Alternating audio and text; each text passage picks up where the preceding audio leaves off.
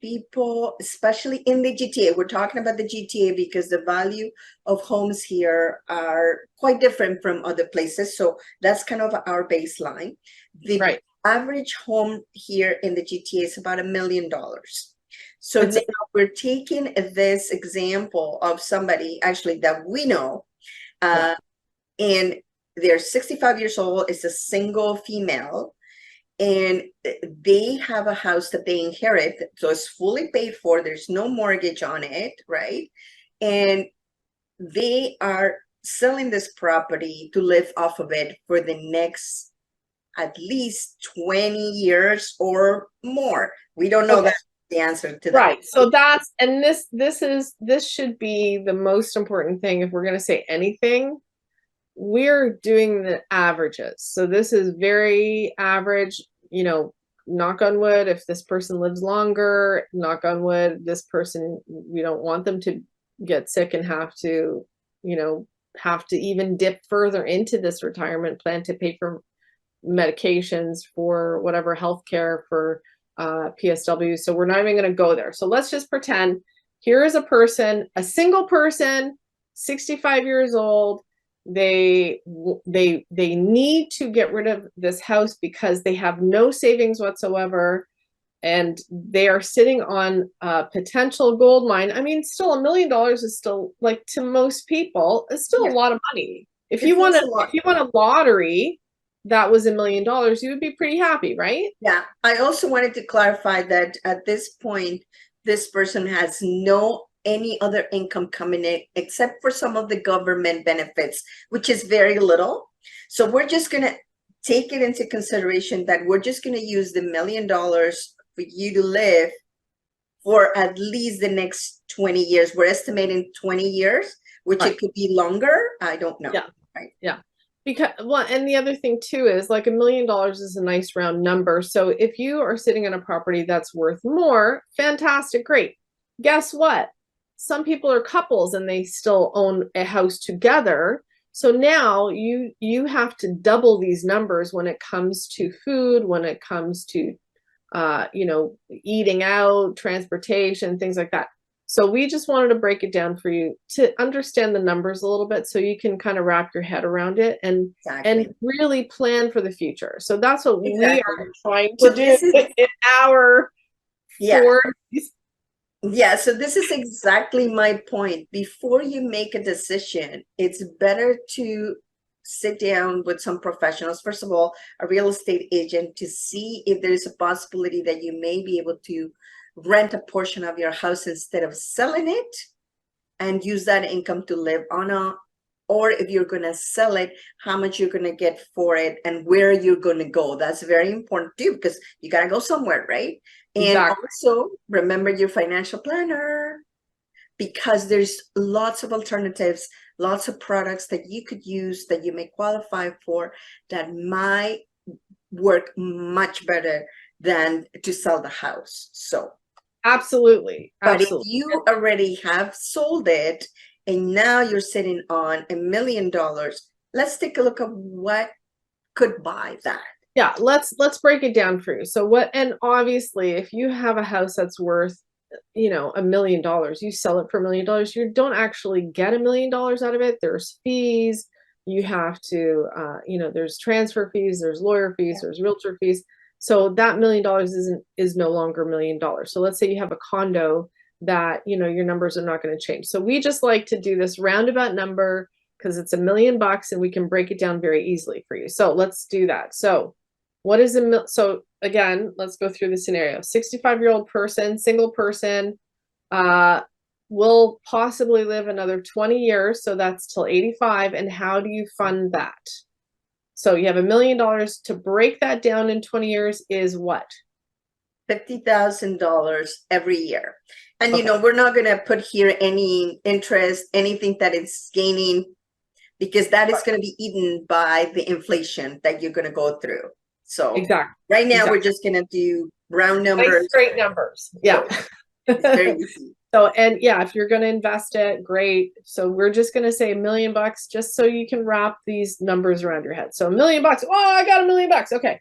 So that breaks it down to $50,000 a year if you're going to need it for 20 years. Mhm. That breaks it down to $4,166 a month.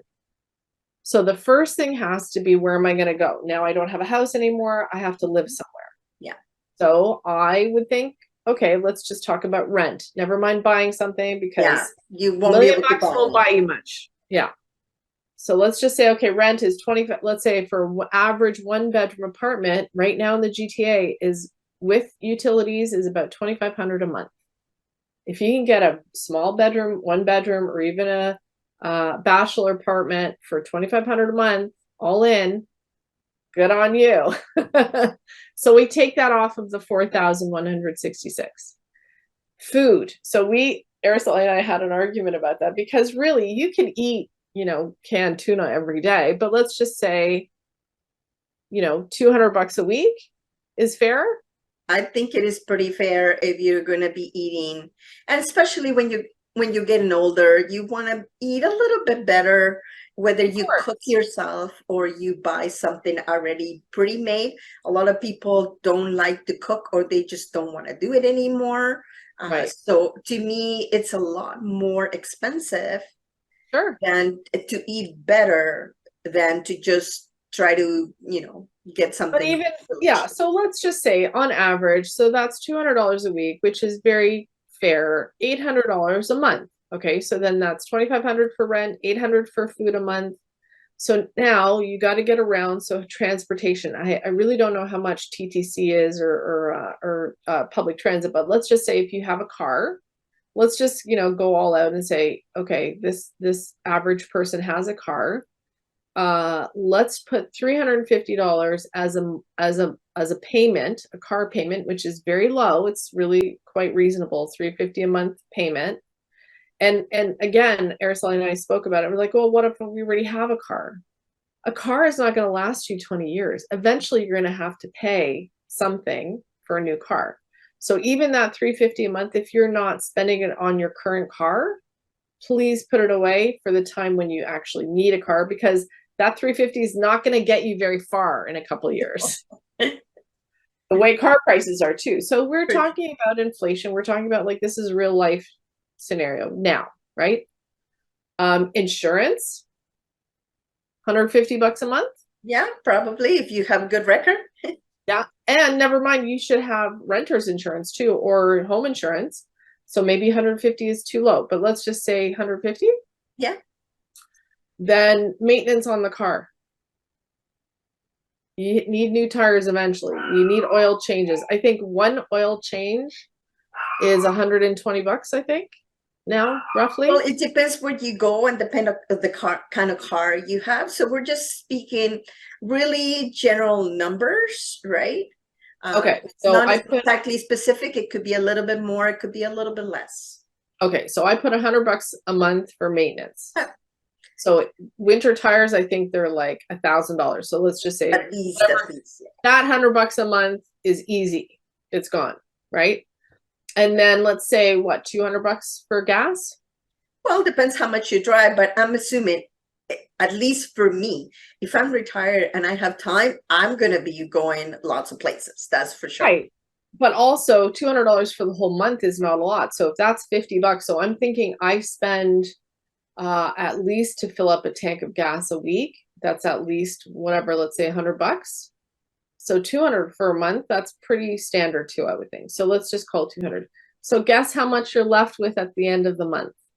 How much? How much? $66. What?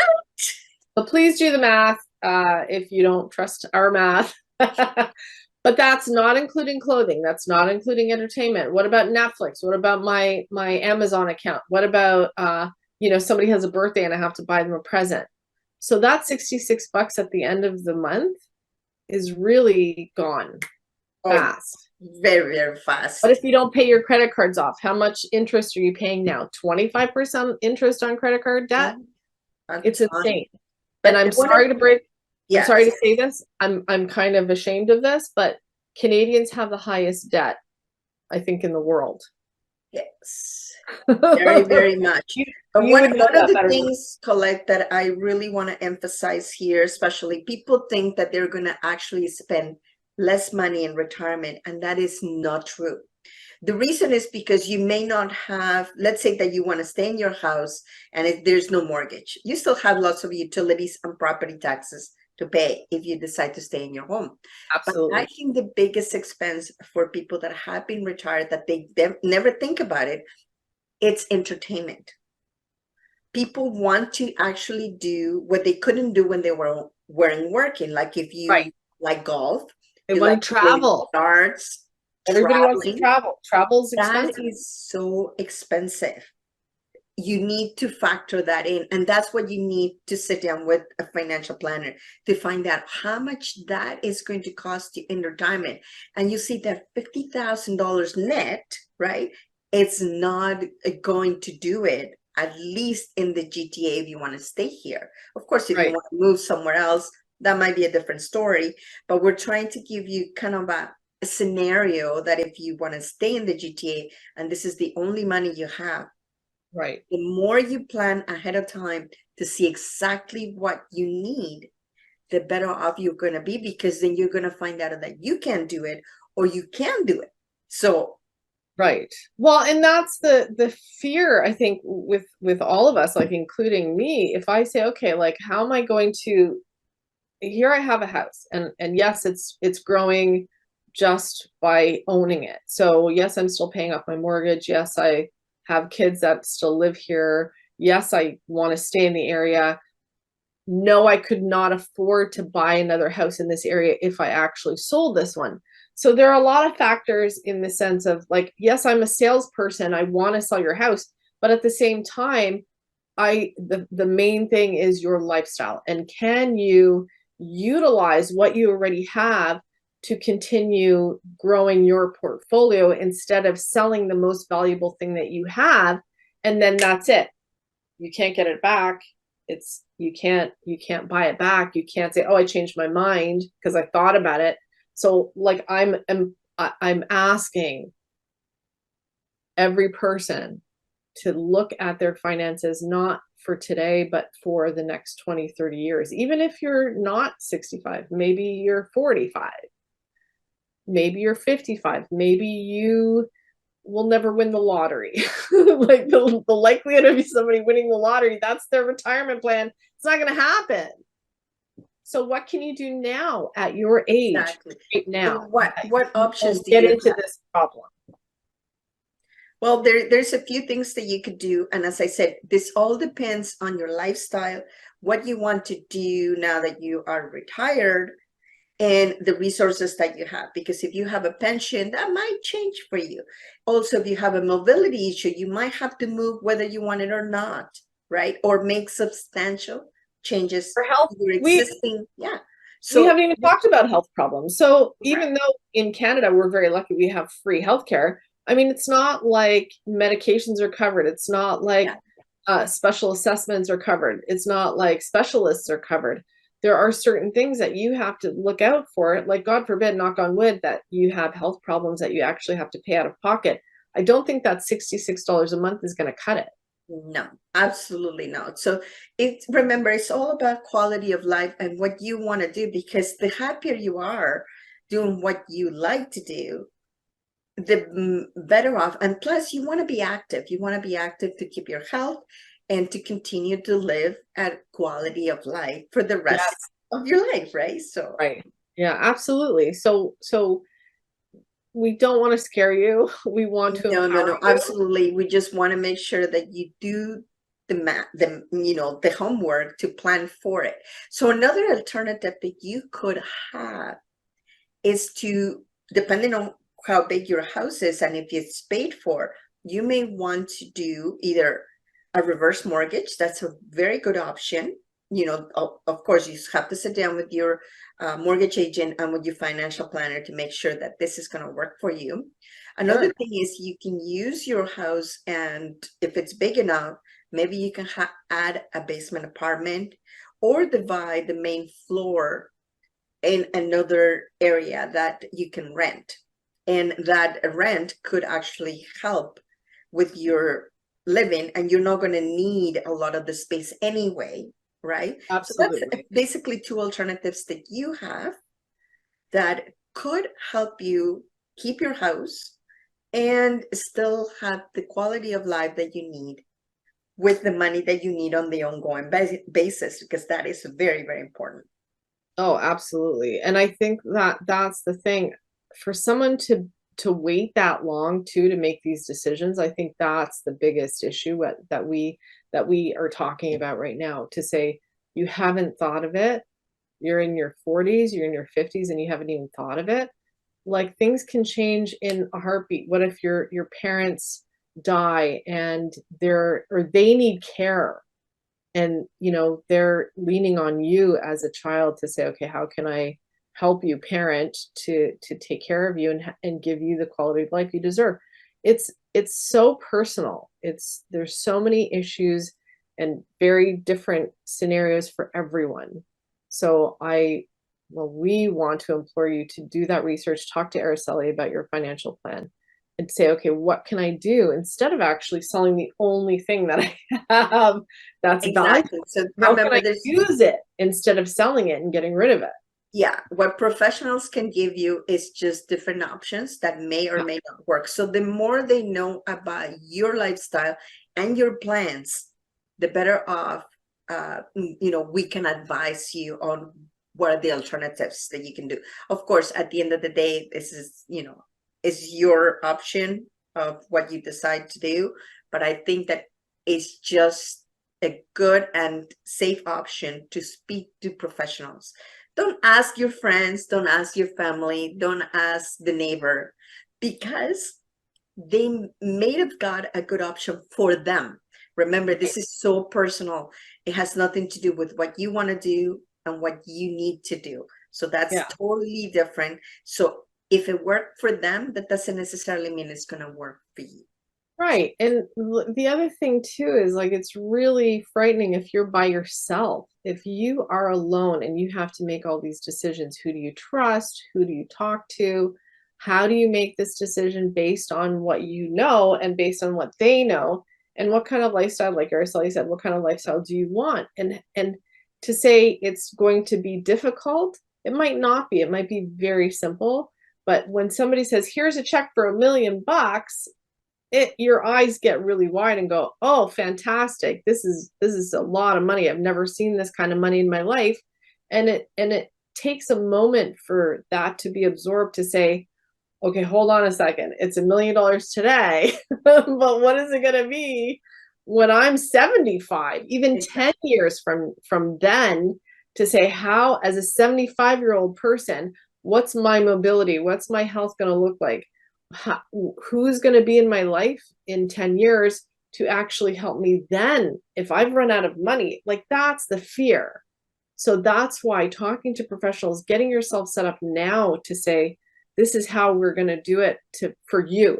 I don't care what you do with your money. Go ahead, go crazy, buy a And Maserati. remember, like if you do have any health issues and you are in your 70s or maybe 80s, you might have to go to a special location. You might not be able to rent a No. regular apartment. So, and those a special, Need. it's a special need locations for older people, they cost a lot of money because they have services attached to it, like nurses and medications and people that come and clean. Of course, they have to add that on, so it's going to be very expensive. So you also need to think about, do you think that you're going to be going to a home in 10 years, 15 years, depending on your health? Many circumstances, and of course everything could change, because some people, their health is okay and then all of a sudden it switches and they're not good. So Right. we And this can't is predict everything, but right. And so the scenario that we used is for one person. If you're a couple and you sell a house for $1 million, the numbers stay the same. So you still have to live off $50,000 a year. yeah, You're still going to be $41.66 a month.